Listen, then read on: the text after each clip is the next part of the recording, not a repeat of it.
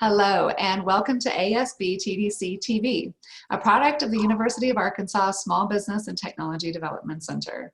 In this series, we are talking with small businesses, experts, and ASB TDC consultants about the relevant and right now topics and solutions for small business. I'm Amy Robinson. And hello, everybody. My name is Chris Case, and we are here today with Eileen Jennings from Arvest. How are you doing, Eileen? I'm good. It's good to be with you both. Good. Well, we're glad to have you. Well, we just met a couple days ago, but I feel like I've already gathered a lot of information about you and who you are and where you've been for over a decade. So I kind of wanted to just start off with that. And if you would just kind of tell us a little bit about you and your background and how you ended up at Arvest. Sure. Well, I've been with Arvest for over 16 years now, and I've always worked on the business or commercial side, working with small and medium and even some large businesses. Started in downtown Bentonville before downtown Bentonville was really cool, and then moved to Fayetteville, and currently work on the west side of Fayetteville when I'm in the office, and just like with a lot of people, being really flexible right now. Working in a couple different places, right? That's right. Really trying to just be flexible and meet the needs of our customers. Absolutely. Well, one of the things that we talked about and we love and why we're here today is to talk about community banking and very specifically, what that means, what services you provide, and specifically what services you provide to businesses. So if you can just kind of give us a little bit of an overview, and then we'll talk a little bit more about financing and what it is that you can do and what we can help our clients get ready to bring to you. Sure. Well, when I'm talking with our associates or customers, I always like to talk about cinnamon rolls. And I say, you got into business for yourself because you make the best darn cinnamon roll. It's your great grandmother's recipe. You're really good at it. You have a passion for cinnamon rolls. Everyone wants your cinnamon rolls. You should be making and selling cinnamon rolls. You probably did not get into business for yourself because you love doing payroll reports at 2:00 in the morning, or reconciling bank accounts, Absolutely. or worrying about working capital and different things, how to finance equipment. And so, here at Arvest, we can really get you back to making cinnamon rolls, and we can help you with all the other things. So, it's different for every business owner, but we really try to foster strong relationships with our small businesses and get to know them, and then provide wraparound services for them. Oh, that's great. So let's say that I want to start my own cinnamon roll business, which would be horrible because I cannot make with anything, but I want to do it anyway. I have an idea. I might have, a little bit of the details, but when I come to you, really, what should I be prepared with in order? And I know there's different variations, but what would be really helpful for me to be prepared with when I land up at your desk? Sure. Well, a good community banker is a reflection of the community and the businesses or the business ideas in it. So we really want to talk to people at any stage. And so the conversation could be different depending on the stage. If you are just thinking about like, hey, I've been in the corporate world for 20 years and I think I want to be an entrepreneur, but I don't know anything about that. You can come in and you can visit, or right now hop on Zoom and visit. And we'll talk about maybe what some of the next steps are. Probably at that stage, you're going to leave with some homework and probably a referral over to you guys at the Small Business Development Center. And then we'll just pick up the conversation when you're ready for the next step. If you have been working on a business idea for a long time and maybe have been working with some of the business consultants on your team, usually you're going to have a lot more information ready. We're going to be wanting to know about your past, what makes you qualified to run a cinnamon roll company? What do you bring to the table? Is it just you? Do you have partners? What does the partnership look like? How much planning have you done? Let's talk about most likely case scenario. Let's talk about best case. Let's talk about worst case. How does that change your plans? I like to tell people, I'm like, look, don't stress out about it being glossy 3-ring binder ready. You know, a lot of this information you already have and know, and, you know, we'll just have a conversation and I'll pull it out of you. So I love that you know, comment more than anything, simply because that perfection paralysis gets people to you too late, really. You know, or, you know, they've done a bunch of things that, you know, they were either guessing at or Googled or any number of other things.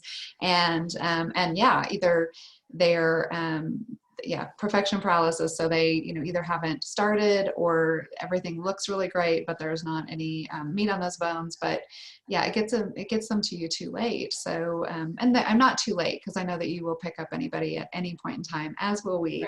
But it really is just get in and start a conversation with somebody at some point. And I think the other thing that you're touching on is not having to know everything, and not having to be good at everything, and that in connecting with you, that you are a great resource because you're nested in the community. You're also a great resource for other recommendations that you can give, and just say, you know, bookkeeping and finances is a great example, because that is one of the things that, you know what, if you're not good at it, that's okay. Know enough to make good decisions, and let's get you some support and some help in that area. I love that part. So in the interest of kind of later stage companies, or even companies that have been in business for a while, so maybe they're not brand new, starting up, and don't have any experience. You also help people that are further down the road, that are looking at expansion. Maybe they're at a pivot point, maybe COVID hit and they're like, and so what are some of the ways? Let's just say that somebody came from somewhere else and they're coming to you for the first time. How do you work with and help some of those companies in some of the later stages as well? Sure. So if they're an existing business that we don't know, I just always ask, tell me how you got started. I mean, most entrepreneurs, it's the greatest story ever told. We want to hear it. And so we want to hear how they got started, and then we want to move on to just how they make their money. What are they selling? What are they doing? How are they charging people? How are they paying for things? Money coming in, money going out. We definitely want to see financial statements. So business owners that have a good handle of very accurate and timely financial statements definitely work through the process much more efficiently with their banker. If it's October 2020 and you are just now finishing up your December 31st, 2019 financial statements, and you are unable to communicate with the banker what's happened,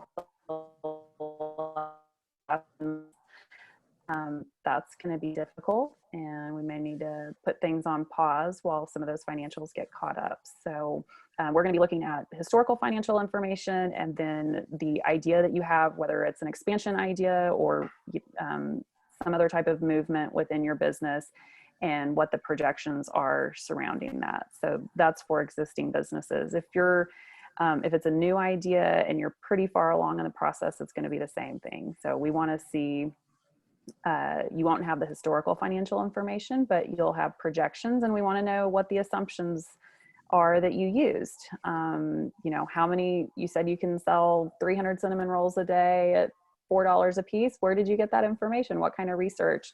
What do we have to compare it to? You have a projection in here for payroll and overhead, and how does that compare to maybe other bakeries that we see or something like that? So, and through that conversation, the banker will get a good idea of how much research the business owner has done. Have they really thought about the different scenarios and how they would address those? That's great. Well, and one of the things, since this whole pandemic hit, I think, everybody just kind of froze a little bit at the beginning. But one of the questions that I'm getting a lot lately is, now a good time to start a business? Is now a good time to buy a business? Should I invest in a business? And, my answer, I'm always the optimist, absolutely go to your bank and figure this out. But there's never a bad time to get started. Are you seeing new businesses pop up or people buying businesses? We are. We're still seeing a lot of requests, talking with a lot of people. You know, I think I do think that businesses maybe put on hold selling their businesses. You know, there's a lot of really great established businesses out there that are ready for some ownership transition. You know, and they're going to continue to look at that. So I think there's a lot of opportunities, whether it's looking at purchasing an existing business and taking over. I think that I think there will be a lot of opportunities. I personally think there's some untapped opportunities in the service industry in Northwest Arkansas as, you know, our population changes and ages. You know, I think we'll see some new service industry type jobs pop up and, you know, grow. And some of that'll be, maybe I call it, you know, growing out of your garage. But some of them will be, you know, a little bit larger to start. So yeah, we're looking at all kinds of opportunities, and to not be too much of the boring banker, we're looking at the opportunity at hand. So the business, whether it's expanding or there's some other kind of transition or it's new.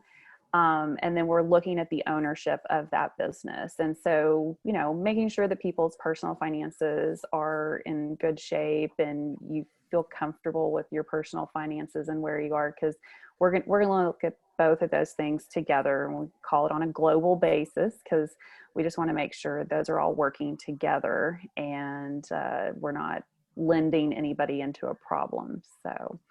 Right. And I think that one of the things that you know, we've talked about and talk about a lot in starting a business is the right time to start a business. To Chris's question is, you know, one of the things, even though we're talking about a lot of the do's, one of the don'ts is don't quit your job and then go talk to a banker. So is it a right time to start a business is a really great question. Completely a great opportunity to explore all of those things. And I think that because, you know, the other part of this is that, you know, you have, as a community, we have a lot of resources in the region, and, you know, we're getting ready to do a Starting a Business in Arkansas webinar that we do a couple of times a year with you and Cal Rose from Lindsay Jennings and our consultant Lori Lieblong. And, you know, that's a great couple of hours that you can spend asking yourself a lot of questions with resources that you didn't even know existed. But if they come to you first, or they go to an attorney first, or they come to us first, we're typically going to refer them to whatever that, you know, that gap area is for them. And really the team that we have as a community of resources is really broad, and it's just starting that conversation, and like you said, not working in a vacuum and waiting until everything is perfect, from timing to everything else. And don't quit your day job yet. You don't know what they don't know, so it's good to get into that network and ask a lot of questions. And it is difficult. Over the years, you know, I can tell that people have put a lot of effort and resources into ideas and starting a process. And then when they talk to the bank or the attorney or someone like that, you know, it kind of takes the wind out of their sails. And I just always think, I wish you would have come to talk to me about 4 months ago, and you could have learned about banking and what we would require and the timeline and things like that. So. Absolutely. So, you know, we're not intimidating. Come talk with us. I know. I was going to say, visit with anybody. You're obviously a friendly face that's right. It's very approachable, as a lot of bakers right. are. Well, this has been absolutely fantastic. We are so excited to just have you in our community and as a resource for businesses. So tell us, you know, where you are, where people can find you, and how people can get in touch with you if they have further questions. Sure. Well, I'm Eileen Jennings. I'm a commercial banker with Arvest Bank. I currently office in West Fayetteville, and you can reach me at ejennings@arvest.com. You can visit arvest.com, and there's just a whole host of business resources there, and we can get you connected with a banker in your community. Great. Well, it's been great help. It really has. Thank you so much. And if you are listening or watching, thank you for joining us. If you have a suggested topic, a question that you need answered, someone you'd like to hear from, or a story that you'd like to share, please contact us at sbdc@uark.edu. That's sbdc@uark.edu right there. And put TV in the subject line. If you are interested in benefiting from our free one-on-one consulting assistance, please sign up at sbtdc.uark.edu, or you can use that handy dandy little QR code if you are watching. And we will see you again next time. Thank you again for being here, Eileen. Thank you guys. I appreciate everything you're doing in our community. Thank you so much.